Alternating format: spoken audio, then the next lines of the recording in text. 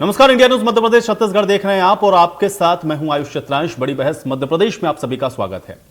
मध्य प्रदेश के कॉलेज में अगले महीने से नया शिक्षा सत्र शुरू होने वाला है, लेकिन सत्र के शुरू होने से पहले ही कॉलेज में गीता पढ़ाने को लेकर के सियासत शुरू हो गई है।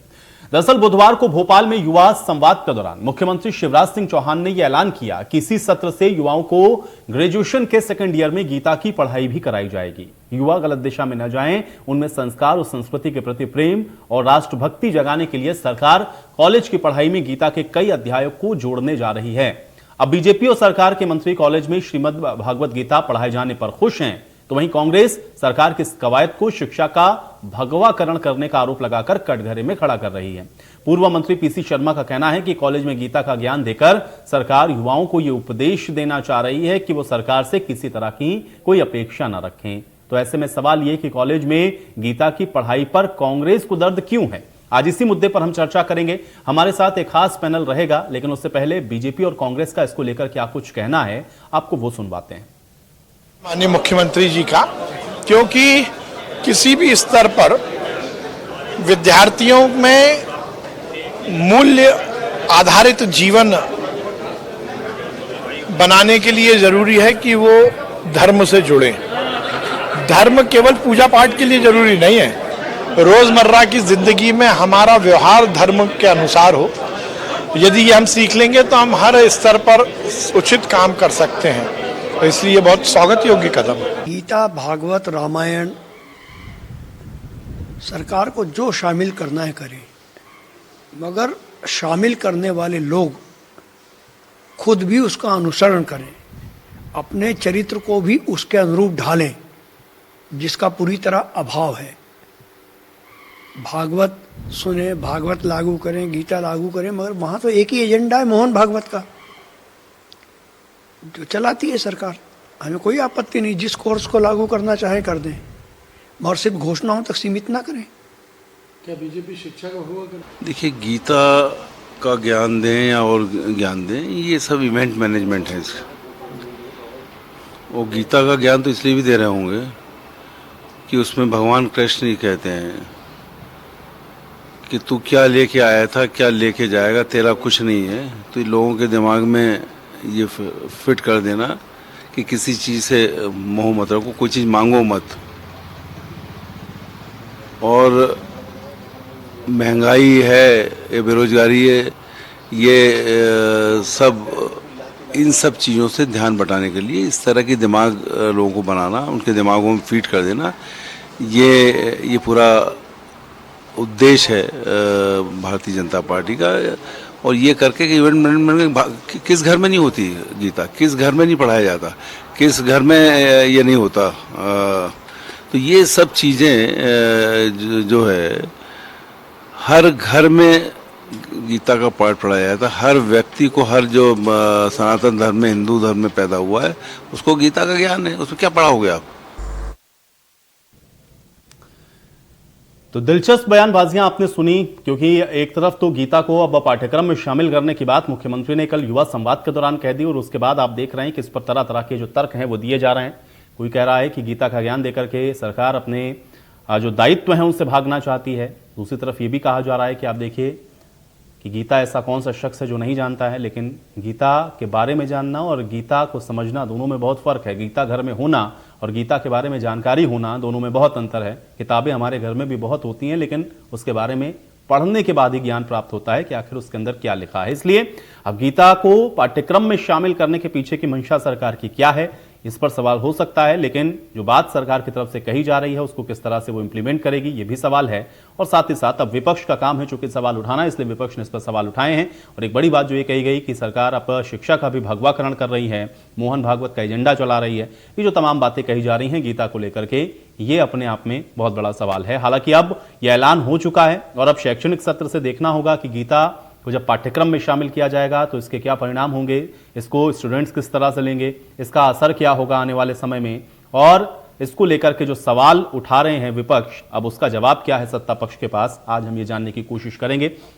लेकिन महत्वपूर्ण यह है कि गीता को शामिल कर रहे हैं, गीता को किस तरह से और जो लोगों के बीच में इसका प्रचार प्रसार करने की कोशिश हो रही है, क्या शिक्षा के अंदर गीता को शामिल किया जाना, इसको आप शिक्षा की दृष्टि से कैसे देख रहे हैं, यह भी सवाल उतना ही अहम हो जाता है।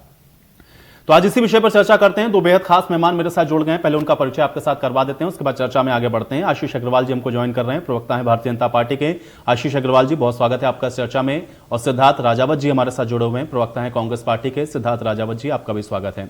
आशीष जी, आपसे ही चर्चा की शुरुआत करेंगे, क्योंकि अभी आपने सुना होगा खासतौर से कांग्रेस की तरफ से, पीसी शर्मा हो या अन्य कांग्रेस के वक्ता, उनकी तरफ से यह कहा जा रहा है कि भाई देखिए, एक तरफ तो आप लोग ये कह रहे हैं कि आप गीता को शामिल कर रहे हैं, दूसरी तरफ यह है कि उस गीता को पहले आप लोग आत्मसात कर लें, वो दिखता नहीं, और दूसरा यह है कि शिक्षा का भगवा ग्रहण करने की कोशिश है आप लोगों की। आपका पहला रिएक्शन आशीष जी इसके ऊपर चाहूंगा मैं।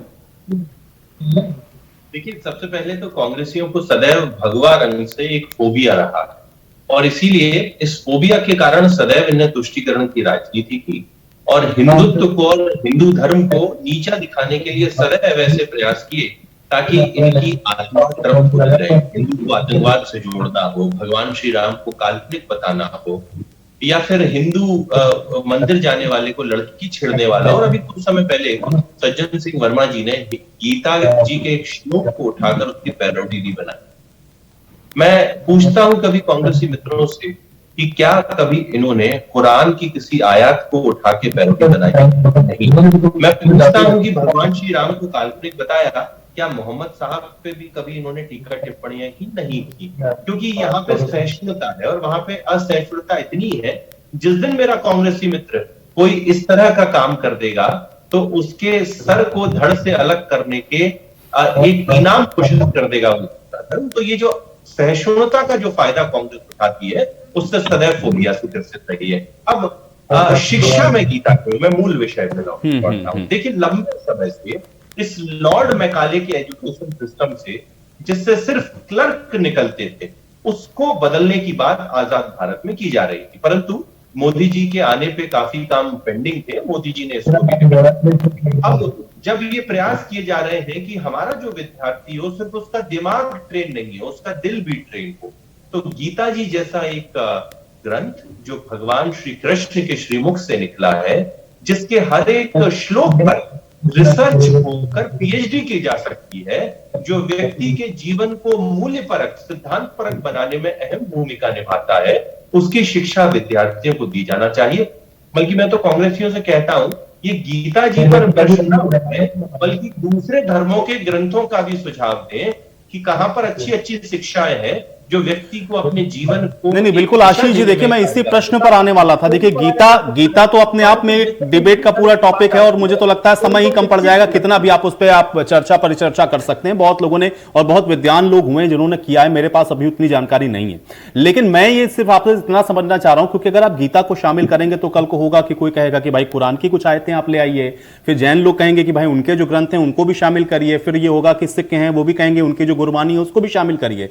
इस तरह से फिर आप कैसे एजुकेशन को आप दे पाएंगे? फिर तो सारे धर्मों का ख्याल आपको रखना पड़ेगा, सिर्फ गीता ही क्यों फिर? आशीष जी, देखिए, एक व्यवहारिक और एक जीवन में गीता जी के श्लोकों का जो एक मान्यता है, जो हम सब लगातार पढ़ते हैं कि गीता जी के हर एक श्लोक में आपको जीवन जीने का एक तरीका मिलता है। अगर कुरान में है तो उस पर शोध होना चाहिए और उस पर चर्चा होनी चाहिए, और समाज अगर उसको स्वीकारेगा कि हाँ उन उद्देश्यों को पालन करना है, तो भारतीय जनता पार्टी की सरकार वहां पर भी स्वतंत्र है। पर मेरा विषय ये है, जिस देश में संख्यक हिंदू हो, जिस देश की 100 करोड़ आबादी हिंदू हो, वहां पर गीता जी जिसके ज्ञान का लोहा पूरे साइंस ने भी माना है, उसको पढ़ाने ठीक है। लेकिन यही तो फर्क है ना। लेकिन आशीष जी भाई, देखिए, देश में बहुसंख्यक हो या अल्पसंख्यक हो, हम तो कॉन्स्टिट्यूशन से चलेंगे ना। सिद्धार्थ राजावत जी, आपका एक रिएक्शन चाहूंगा मैं इसके ऊपर। देखिए, हमारा जो अखंड भारत है, हिंदुस्तान है, ये सेक्युलर है। जिस समय पे संविधान लिखा गया था और उस समय पे ये तय कर दिया था कि हिंदू, मुस्लिम, सिख, ईसाई सबका स्थान है इसमें। और मेरे प्रिय मित्र और मेरे छोटे भाई है, अनुज है मेरे, आशीष जी, शायद ये भूल गए, इनको नहीं मालूम है कि सीबीएसई का एक कोर्स है, हम लोग केंद्रीय विद्यालय में पढ़े हैं। तो केंद्रीय विद्यालय में 6वीं क्लास के बाद में एक पाठ्यक्रम है युग की महाभारत, युग की रामायण, माफ कीजिएगा, और महाभारत भी उसमें है और गीता का ज्ञान भी है उसमें। हम लोगों को जब आप बोलते हैं कि कांग्रेस ने 55 साल में क्या किया, हमने शिक्षा के क्षेत्र में काम किया। सीबीएसई कोर्स जब लागू हुआ था उसमें स्पष्ट है कि हमने गीता भी दी थी, उसमें महाभारत भी दी थी और अन्य जो शास्त्र हैं वो भी दिए थे। संस्कृत के श्लोक आज भी मुझको कंठस्थ याद है, मैं केंद्रीय विद्यालय का विद्यार्थी रहा हूं। अब आज कौन सा ऐसा समय आया है कि जब भारतीय जनता पार्टी को आज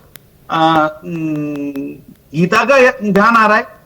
अरे 7 साल से आपकी सरकार है, 18 साल से डबल इंजन की आपकी सरकार चल रही है, 18 वर्ष से आपकी भारतीय जनता पार्टी है मध्य प्रदेश के अंदर। आशीष भाई, अभी एकदम ऐसा क्या हुआ कि एकदम आपको गीता का ज्ञान ये आने लगा? और फिर रहे इसके पलट अगर आप बात करते हैं, पहले तो आप अपने भारतीय जनता पार्टी के जो विधायक और जो मंत्री, पहले उनका आचरण सुधारिए, उनको गीता का ज्ञान करवाइए। कभी कोई बोलता लेकिन सिद्धार्थ जी, मतलब कांग्रेस को इस पर तो कोई आपत्ति नहीं है ना कि गीता को वो सिलेबस में शामिल कर रहे हैं, या उस पर भी आपको आपत्ति है?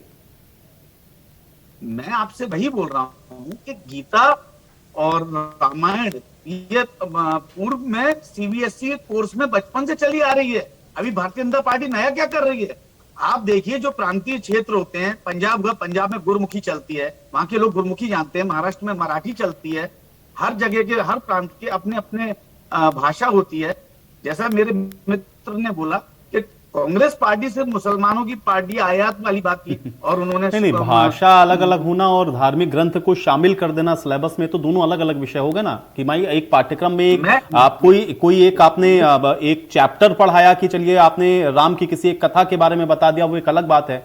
लेकिन अब आप ये गीता को शामिल कर रहे हैं और उसके अंदर बहुत सारी चीजों को अगर इंक्लूड करने की कोशिश कर रहे हैं, तो ये तो डिफरेंस हुआ ना। मैं आपसे वही बोल रहा हूं, कल को पंजाब क्षेत्र के जो लोग हैं वो आवाज उठाएंगे, या पंजाबी जो सरदार हैं वो आवाज उठाएंगे कि हमारा भी पाठ्यक्रम होना चाहिए, गुरु गोविंद साहब होना चाहिए, उसमें गुरु ग्रंथ साहब होना चाहिए। नहीं, वो सवाल तो सिद्धार्थ जी मैंने पूछा, क्योंकि सिर्फ पंजाबी नहीं, मैंने तो कहा कि भाई जैन भी हैं हमारे यहाँ, सिख भी हैं, बुद्धिस्ट भी हैं, जो भी सब कहेंगे हमारा शामिल करें। वो कह रहे हैं कि जो अच्छी चीजें हम सब शामिल कर लेंगे। बोलेंगे कि आप हमारी बाइबल का भी उसमें स्थान दीजिए। अरे आपका जो ज्ञान है बचपन से, हमारे सनातन धर्म के अंदर हमें जो शास्त्र है उनको बचपन से हमारे माँ बाप पढ़ाते हैं। हम मंदिर भी जाते हैं, यहाँ पे हमारी अखंड रामायण होती है, हम उसका भी पाठ करते हैं, हम सुंदरकांड का भी पाठ करते हैं। इसको राजनीतिकरण क्यों करना? अरे आपको जो भी करना है, पाठ्यक्रम करना है, आप बाकायदा गजट नोटिफिकेशन निकालिए और पाठ्यक्रम में लेकर आइए, तो सब धर्मों का सम्मान कीजिए। आप एक चैप्टर बना दीजिए, किताब बना दीजिए जिसमें सब धर्मों का। चलिए, मैं समझ गया आपका कहना ये कि पॉलिटिकल माइलेज लेने के लिए कहीं ना कहीं ये एक तरीके का प्रयास है। आशीष अग्रवाल जी, जवाब दीजिए। देखिए, पॉलिटिकल माइलेज तब होता है जब आप तुष्टीकरण की राजनीति के लिए कुरान और हदीस को पढ़ाने के लिए मदरसे खोलते हैं, उनको अनुदान देते हैं और लगातार इस तरीके की एक्टिविटीज को बढ़ावा देते हैं। और जैसे ही इस देश में मोदी सरकार आती है और भगवान श्री राम की रामायण और श्री कृष्ण के मुख से निकली गीता का पाठ पढ़ाती है, तो आपको तकलीफ होती है। आदरणीय सिद्धार्थ सिंह जी का मैं बड़ा सम्मान करता हूं, बड़े अच्छे प्रवक्ता हैं, और मैं पूर्ण विश्वास से कहता हूं कि गीता के कई श्लोक सिद्धार्थ सिंह जी को कंठस्थ होंगे, और जिनसे जीवन जीने की कला कैसे होनी चाहिए वो हमें मिलती है। तो स्कूली शिक्षा में, छात्र जीवन में नैतिक मूल्यों का क्षरण नहीं हो, उसके लिए नैतिक शिक्षा तो सदैव दी जाती है। अब नैतिक शिक्षा को आप हमारे पौराणिक ग्रंथों को उठाकर उनके श्लोकों से दें या सिर्फ उनको कहानी लिखकर बता दें, इससे कोई अंतर नहीं पड़ता। विषय सिर्फ इतना है, जिस गीता जी के श्लोकों का लोहा साइंस ने माना है, जिसके हर एक श्लोक पर पीएचडी की जा सकती है, ऐसे श्लोकों को। इसलिए तो मैंने कहा कि देखिए, वो तो अपना एक अलग ही डिबेट का टॉपिक है, लेकिन सवाल ये था आशीष जी कि सिद्धार्थ जी ने कहा कि ये तो पहले से इंक्लूडेड रहा है ना, क्योंकि हम लोगों ने भी तो अपने सिलेबस में पढ़ा है ना, रामायण भी पढ़ा, महाभारत भी पढ़ा है, उसके बहुत सारे चैप्टर्स थे जो हम लोगों ने पढ़े हैं। तो उसमें नया क्या कर रहे हैं? आप गीता को इंक्लूड कर रहे हैं, तो उसमें क्या नया है? इसका मतलब देखिए, मैं मीडिया का बड़ा सम्मान करता हूं, और आज आपके जैसे एक बड़े मूर्धन्य चैनल ने अगर आज इस विषय को डिबेट में शामिल किया है, तो ये पहले तो कभी नहीं हुआ, और पहले कभी नहीं हुआ तो वो मोदी सरकार ने करने का ठाना है। इस मध्य प्रदेश का हर बच्चा गीता जी के पाठ को पढ़ेगा, गीता जी के द्वारा बताए गए मूल्यों पे चलेगा, और उसमें किस तरह से जीवन जीने का सार छुपा हुआ है इसको पढ़ेगा। अगर ये पहले पढ़ाया जाता तो 2014 में कांग्रेस चुनाव हारने के बाद एंटनी कमेटी की रिपोर्ट में ये थोड़ी तय करती कि आपने बहुसंख्यक वर्ग से दूरी बना रखी है। अगर सही में गीता जी के पाठ को पढ़ाया जाता तो मदरसों की जगह कुछ और भी हिंदू धर्म को के इन ग्रंथों को पढ़ाने वाले संस्थानों को भी अनुदान कांग्रेस की पार्टी ने दिया होता। तो ये तो कभी इस देश में नहीं हुआ, और जो भारतीय जनता पार्टी की सरकारें कर रही है और इस देश की जनता। चलिए मैं सिद्धार्थ जी से इसको जवाब लेता हूं, क्योंकि सिद्धार्थ जी कह रहे हैं भाई उन्होंने, देखिए हम लोगों ने भी पढ़ा। सिद्धार्थ जी जवाब दीजिए। देखिए सर्वप्रथम तो आशीष जी से मैं ये पूछना चाहता हूं कि आप लोग महाभारत बाकी अन्य शास्त्रों के पीछे क्यों लगे? हमारी जो पांडुलिपि थी आप उसको क्यों नहीं है ना लागू कर रहे हैं? और ये बताइए बजरंग दल के लोग क्रिश्चियनिटी जो क्रिश्चियन स्कूल है वहां पे जाके उधम मचाते हैं। भारतीय जनता पार्टी के बड़े बड़े आपके मंत्री, बड़े बड़े विधायक, उनके बच्चे आज क्यों मिशनरी स्कूल में पढ़ रहे हैं? आप उन पर संस्कृत क्यों नहीं है ना उनको बोलते कि किसी संस्कृत विद्यालय में जाएं? आप संस्कृत को क्यों नहीं कंपलसरी कर रहे हैं? जो संस्कृत हमारी राष्ट्रीय भाषा थी उसको भूलते जा रहे हैं। अरे उस पर भी आप काम कीजिएगा। आपके बच्चे सारे के सारे भगत सिंह पैदा हो तो पड़ोस में हो, वो हमारे घर में नहीं हो।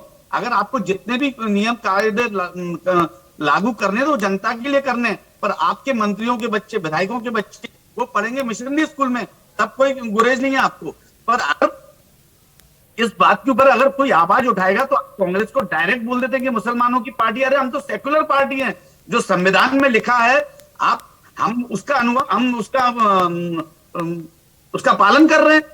अगर आप भारतीय जनता पार्टी 7 साल से केंद्र में है, 18 साल से आप मध्य प्रदेश के अंदर है, सीधे सीधे आपको एक अपना पूरा का पूरा एक फॉर्मेट बना के केंद्र में भेजना चाहिए कि मध्य प्रदेश के अंदर संस्कृत है ना कंपलसरी हो। क्यों आप संस्कृत को आप है ना ऑप्शनल कोर्स बना के चल रहे हैं? संस्कृत पहले लागू होनी चाहिए, जो हमारे हिंदुस्तान की भाषा है, हमारे अखंड भारत की भाषा है, जो उसको आप पहले लागू कराइए और उसके तहत आप सारे सब्जेक्ट लेके आइए। हमें कोई गुरेज नहीं है। हमारी जो संस्कृति है उसको भूलते जा रहे हैं। पांडुलिपि आज कहाँ है?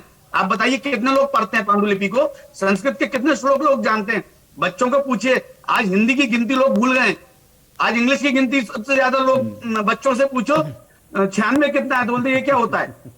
आप हिंदी लागू करिए, हिंदी की वर्ड भी नहीं पहचान पाएंगे वो। अगर आप भी लिख देंगे देवनागरी में तो वो पहचान भी नहीं पाएंगे। देवनागरी तो जानते ही नहीं है। आप देखिएगा तो इन सब चीजों को आप लेकर आइए।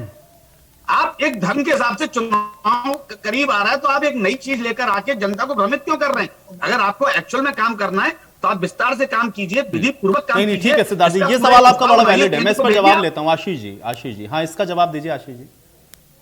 देखिए सिद्धार्थ सिंह जी कह रहे थे सेक्युलर शब्द, तो जब बाबा साहब ने संविधान का निर्माण किया था तब सेक्युलर शब्द था ही नहीं। ये तो आपकी इंदिरा गांधी जी ने 1976 में 42वें संवैधानिक संशोधन में सेक्युलर शब्द को जोड़ा और वहीं से इस देश में तुष्टीकरण की राजनीति का एक औपचारिक प्रारंभ हुआ। आप कह रहे हैं कि देखिए संस्कृत होनी चाहिए। आप संसद की कार्यवाही के इतिहास को कभी भी उठा के देखें, आपके दल के सभी नेताओं ने सदैव संस्कृत का विरोध किया है, हिंदी का मातृभाषा का राजभाषा बनने का विरोध किया है। और आप तो सदैव आप रंग की बात कर रहे हैं, आप तो गिरगिट की तरह रंग बदलते रहे हैं। चुनाव आते हैं तो भगवा धारण कर लेते हैं और वैसे मूल आप हरे में रहते हैं। तो आदरणीय सिद्धार्थ सिंह जी जो बात कर रहे हैं, अगर वो संसद की बात करते हैं तो मुझे लगता है उनको अपने नेताओं को, कमलनाथ जी को, राहुल गांधी जी को एक ज्ञापन देना चाहिए जिसमें इन विषयों पे सही में गंभीरता से चर्चा जहां जिन पटलों पे हो सकती है वो विधानसभा और संसद के पटल हैं। और आजादी के 75 साल तक अगर ये नहीं हुआ, जिसमें आपकी सरकारें 50 साल तक रही, तो आदरणीय सिद्धार्थ सिंह जी को यह भी समझ लेना चाहिए कि इन सभी बातों के विरोधी आपकी कांग्रेस पार्टी की सरकारें रही हैं। इस देश में 18 साल से तो मध्य प्रदेश के अंदर आप लोगों की सरकार है ना, आप लोगों ने इसको पहले क्यों नहीं लागू कर दिया? गीता को पहले ही कर देते तो अब कम से कम 18 सेशन तो अब तक हो ही गए होंगे, बच्चे निकल गए पढ़ करके, कम से कम वो लोगों ने पढ़ लिया होता। नई शिक्षा नीति इस देश में 40-45 साल बाद लागू हुई और उस 40-45 साल बाद जो नई शिक्षा नीति आई वहां पर सरकारों के पास ये फ्लेक्सिबिलिटी है कि वो छात्रों के अनुसार और क्षेत्रीय मांगों के अनुसार सिलेबस में कुछ चीजें डाल सकते हैं। और जैसे ही हमारी केंद्र सरकार ने ये परिवर्तन किए, हमने उस परिवर्तन को सकारात्मकता की दिशा मोड़ दी। पर मुझे तो सिद्धार्थ सिंह जी ये बताएं कि छत्तीसगढ़ में इनकी सरकार है, राजस्थान में इनकी सरकार है और महाराष्ट्र में भी इनकी आधी अधूरी सरकार है। वहां पर गीता जी को पढ़ाने का निर्णय हुआ या नहीं हुआ, वहां पर रामायण के कितने छंदों को किया, और ये तो तब करेंगे ना जब भगवान श्री राम को काल्पनिक बताने के लिए माफी मांगेंगे।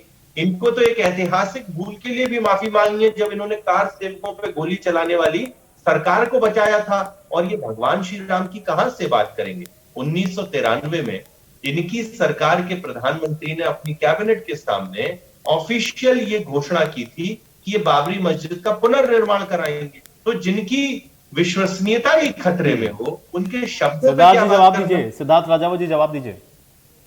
मैं क्षमा चाहता हूँ, मेरा बीच में डिस्कनेक्ट हो गया था, एक बार मेरे को पुनः दोहरा दीजिए क्या बोला है। सिद्धार्थ जी, उनका कहना यही है कि आप लोग ने तो किया नहीं भाई, 50 साल तक आप लोग करते रहे शासन। अगर आप लोगों की मंशा होती तो आप लोग इस तरह से इन सारी चीजों को समायोजित कर देते। और रही बात संस्कृत की, तो आप लोगों के ही तमाम सांसदों ने तो पटल पर हमेशा इसका विरोध किया, और आज आप कह रहे हैं कि इसको संस्कृत को आप लोग कंपलसरी कर दीजिए। पहली बात तो मैं आशीष जी को एक जवाब ये दे दूं, जैसा वो बोल रहे थे कि अपना माननीय कमलनाथ जी को ज्ञापन दें और राहुल जी को ज्ञापन दें, तो उनको ये बता दूं कि ना तो राहुल जी प्रधानमंत्री हैं ना कमलनाथ जी प्रधानमंत्री हैं। जिस दिन बन जाएंगे उस दिन उनको भी ज्ञापन दिया जाएगा। देश की अखंडता, देश की जो हमारी धरोहर है, उसके अगर कोई भी विपरीत जाएगा तो रामचंद्र जी के वंशज हूं मैं, लब के वंशज हूं मैं, मेरा अभी तक वट वृक्ष है पूरा यहाँ तक का। और अगर आप जो बोल रहे हैं तो उस पर भी है ना कार्य किया जाएगा, कांग्रेस आएगी। और आपको ये बता दूं कि आप 1980 में भारतीय जनता पार्टी बनी थी, 1984 में आपकी 2 सीट थी, तो जो 45 साल की शिक्षा है उसी शिक्षा को, उनका ज्ञापन देने से अभिप्राय यह था कि भाई आप लोग डिमांड तो कर सकते हैं ना, कम से कम आप लोग डिमांड करिए। मैं वही बोल रहा हूं, से कहिए, मैं वही बोल रहा हूं, सारे जितने आप लोग के अभी जितने विधायक हैं सारे मिलकर के कहें कि भाई संस्कृत को कंपलसरी कर दीजिए। अरे केंद्र में भारतीय जनता पार्टी की सरकार, प्रदेश आप में तो भारतीय दबाव जनता बना पार्टी की सकते हैं ना, ये सरकार, तो कर नहीं रहे आशीष जी, तो कर नहीं रहे, आप दबाव करिए ना बनाइए। लागू। अरे आप करिए लागू, कौन मना कर रहा है, आप करिए लागू। अगर आप शायद इनको ज्ञान नहीं है आशीष जी को कि सीबीएसई में कंपलसरी संस्कृत था, कंपलसरी। देवनार लिपि भी कंपलसरी थी, आपको शायद मालूम नहीं होगा। आशीष जी, सीबीएसई का आप है ना सिलेबस उठा के देखिए, कांग्रेस ने कंपलसरी कर रखा था। जो सीबीएसई का जो बोर्ड होता है, हम लोगों को बोर्ड परीक्षा में 9th में संस्कृत कंपलसरी थी, और ये कांग्रेस पार्टी है जिसने संस्कृत को कंपलसरी किया था। शायद आपको ज्ञान नहीं है इस बात का। चलिए, अब आप लोग के आरोप प्रत्यारोप के बीच में चर्चा मुझे यही समाप्त करनी पड़ेगी, मेरे पास समय नहीं। आप दोनों लोग का बहुत शुक्रिया अपना समय निकालने के लिए और इस चर्चा का हिस्सा बनने के लिए। हालांकि गीता को लेकर के सवाल हैं, लेकिन देखना यह है कि सिलेबस का हिस्सा बनने के बाद इसका असर क्या होता है। आज बड़ी बहस में मेरे साथ फिलहाल इतना ही।